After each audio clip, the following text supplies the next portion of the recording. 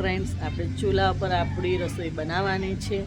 તો આપણે જો સળગાવી દીધો ચૂલો, તમે જોઈ રહ્યા છો ફ્રેન્ડ્સ, આપણો ચૂલો મસ્ત સળગી રહ્યો. આપણે હવે બનાવીશું આપણી રસોઈ. આ છે મારી જીટુડી, જે તમે જોઈ રહ્યા છો ફ્રેન્ડ્સ, જેની ઉપર હું વિડીયો બનાવું છું. અને આ ચિકન,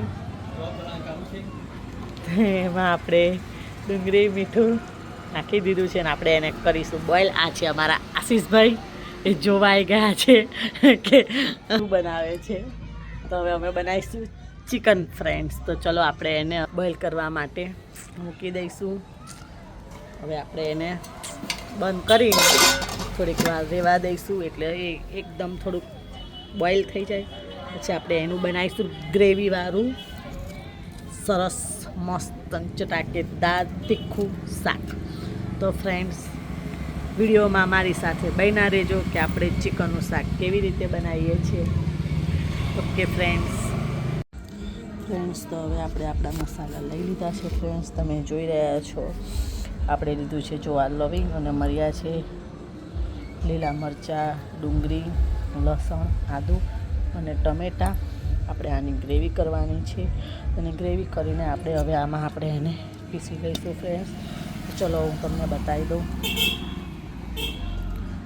હવે આપણે આની કરીશું ગ્રેવી ફ્રેન્ડ્સ.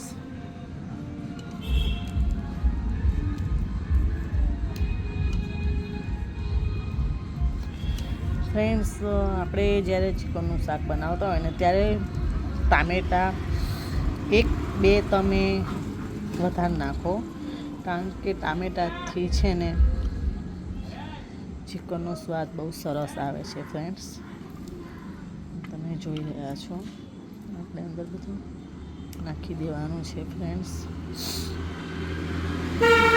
છેલ્લે છે આપણા લવિંગ અને મરિયા. લવિંગ અને મરિયા વગર ફ્રેન્ડ્સ નોનવેજમાં ગરમ મસાલા વગર સ્વાદ ન આવે ફ્રેન્ડ્સ. હવે આપણે આને પીસી લઈશું. ત્યાં સુધી આપણું ચિકન જો તૈયાર થાય છે ફ્રેન્ડ્સ. તમે જોઈ રહ્યા છો આપણું ચિકન થઈ રહ્યું છે. તો ચલો આપણે ત્યાં સુધી ગ્રેવી બનાવી દઈએ. પછી આપણે બનાવવાના છે જીરા રાઈસ અને રોટલી ફ્રેન્ડ્સ. તો ચલો આપણે આગળ આપણો વિડીયો કન્ટિન્યુ રાખીએ. કરી લઈશું ફ્રેન્ડ્સ. આપણે હવે એમાં તેલ નાખવાનું છે ફ્રેન્ડ્સ. તમને ફ્રેન્ડ્સ ખબર જ હશે કે નોનવેજમાં આપણે તેલ વધારે જ નાખવાનું હોય છે, કારણ કે મને નોનવેજમાં તેલ વધારે ગમે છે. તો ફ્રેન્ડ્સ, હવે જો આપણે અંદર ઉમેરી દીધું છે આપણું તેલ. તેલ થઈ ગયું છે. એની અંદર આપણે ઉમેરીશું, જોઈ શકો છો ફ્રેન્ડ્સ, જો મરચું, હળદર, ગરમ મસાલો અને મીઠું. જેવું ફ્રેન્ડ્સ અંદર આ રીતનું થાય કે તરત જ આપણે તૈયાર કરેલી ગ્રેવી અંદર ઉમેરી દેવાની છે ફ્રેન્ડ્સ.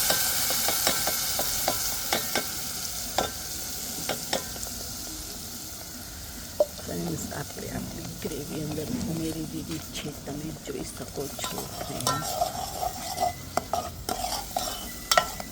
આપણી ગ્રેવીનો કલર કેવો સરસ આવી ગયો છે ફ્રેન્ડ્સ. જો તમે એકદમ ચટાકાદાર લાલ. હવે આપણે ગ્રેવીને ચડવા દેવી પડશે થોડી વાર માટે. આપણો ચૂલો જો કેટલો સરસ સળગી રહ્યો છે. આપણું ચિકનની ગ્રેવી તૈયાર થઈ રહી છે ફ્રેન્ડ્સ. તો હવે આપણે ચલો એને થોડીક વાર ઢાંકી દઈએ ફ્રેન્ડ્સ, કે આપણા બધા મસાલા છે, જે ટમેટાં, ડુંગળી, આદું, લસણ બધું અંદર થઈ જાય એકદમ સરસ, અને આપણી ગ્રેવી એકદમ ફ્લેવરવાળી થઈ જાય. આ છે ફ્રેન્ડ્સ આપણું ચિકન. પછી આપણે જે બનાવવાના છે એ છે આપણા આ રાઈસ, જે આપણે પલાળી રાખ્યા છે ફટાફટ બની જાય એના માટે થઈ. એટલે ફ્રેન્ડ્સ હવે આપણે આપણી ગ્રેવી થાય એની રાહ જોઈશું ફ્રેન્ડ્સ. ચૂલો તો આપણો મસ્ત સળગે છે, તમે જોઈ રહ્યા છો ફ્રેન્ડ્સ. મને મારો ચૂલો છે ને ફ્રેન્ડ્સ હેરાન નથી કરતો, મસ્ત સળગે છે સાચેમાં. અને મને સાચું કહું ને ફ્રેન્ડ્સ તો ગેસ કરતાં અત્યારે ચૂલા ઉપર રસોઈ કરવાની બહુ મજા આવે છે રીલ્સ. તો તમે કદાચ અંધારું પડતું હોય છે ફ્રેન્ડ્સ, એટલે હું અત્યારે ચૂલા ઉપર જ રસોઈ કરું છું, કારણ કે મને મજા આવે છે. બેઠા બેઠા શાંતિથી હું અને મારી જીટુડી બંને વાતો કરીએ છીએ અને જમવાનું બનાવીએ છીએ ફ્રેન્ડ્સ. તો તમારે આજે જમવામાં શું બનાવ્યું છે મને કમેન્ટ કરજો ફ્રેન્ડ્સ. અને તમે ચિકનનું શાક કઈ રીતે બનાવો છો એ પણ મને શેર કરજો, તો મને સારું લાગશે ફ્રેન્ડ. અને હું જે રીતે બનાવું છું એ રીતે તમે પણ એક વખત બનાવીને ટ્રાય કરજો, બહુ સારું બને છે. એક વખત બનાવી શકો છો, ટ્રાય કરજો. કે ફ્રેન્ડ્સ ચલો આપણે જોઈએ હવે આપણી ગ્રેવીનું કામકાજ ક્યાં સુધી પહોંચ્યું છે ફ્રેન્ડ. જોઈ આપણી ગ્રેવી ગરમ ગરમ થઈ ગયું છે ફ્રેન્ડ્સ. હું આવી રીતે ગમે ત્યારે ઢક્કણ ઉઠાવું કે પછી રોટલી શેકતી હોઉં ને ફ્રેન્ડ, તો મારી દીકરી મને શું કહે છે ખબર છે, મમ્મી તમારો હાથ નથી દજાતો. પણ મને સાચું કહું તો મને કોઈ દિવસ ગરમ લાગતું જ નથી. થોડી હજુ ગ્રેવી આપણે ફ્રેન્ડ્સ કરવી પડશે, સહેજ હજુ કાચું છે. સુગંધ એટલી સરસ ફ્રેન્ડ આવે છે ને કે શું કહું તમને. તો થોડીક વાર પાછું એને ઢાંકી દઈશું ફ્રેન્ડ્સ. તો ચલો ફ્રેન્ડ ત્યાં સુધી આપણે કટ કરી લઈએ હવે આપણા ધાણા, કારણ કે નોનવેજ હોય અને ધાણા ન નાખીએ, કોથમરી, લીલા ધાણા બધા અલગ અલગ કહેતા હોય છે. એટલે આપણે એને કાપી લઈએ, કારણ કે હવે અંદર નાખવાની તૈયારી થઈ ગઈ છે ફ્રેન્ડ. પછી આપણે બનાવીશું રોટલી અને છેલ્લે મૂકીશું આપણા ભાત. ઓકે ફ્રેન્ડ્સ, તો ચલો હું ધાણા લઈને આવું છું, પછી આપણે કરીએ એને કટ. તો ફ્રેન્ડ્સ જો આપણી ગ્રેવી થઈ ગઈ છે, તમે જોઈ રહ્યા છો. હવે આપણું પાણી અંદર બધું બળી ગયું છે, આપણી મસાલાદાર ગ્રેવી. તો હવે આપણે અંદર ઉમેરી દઈશું આપણું બોઇલ કરેલું ચિકન. હવે આપણે એને કૂક થવા દઈશું ફ્રેન્ડ્સ.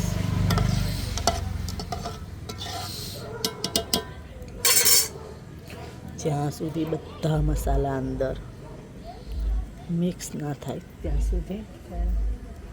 અમે તો આવી રીતે જ બનાવીએ છીએ ફ્રેન્ડ્સ.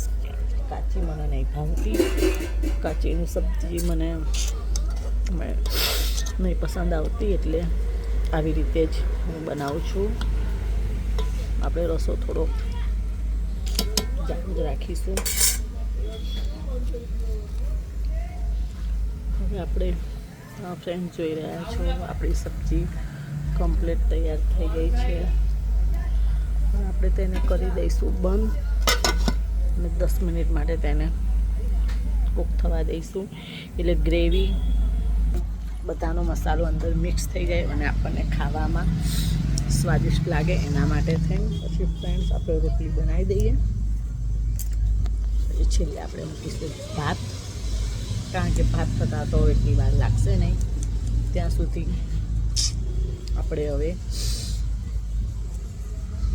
કચુંબર અને પાપડ, જે પાપડ છે આપણે ગેસ ઉપર શેકી લઈશું. ના સોરી, આપણે દેતવા થશે ને એની ઉપર આપણે પાપડ શેકી લઈશું. અને ડુંગળી ટમેટાનું કચુંબર આપણે કાપી લઈએ ફ્રેન્ડ્સ. ચલો હવે આપણે આપણું આગળ કામ કરીએ.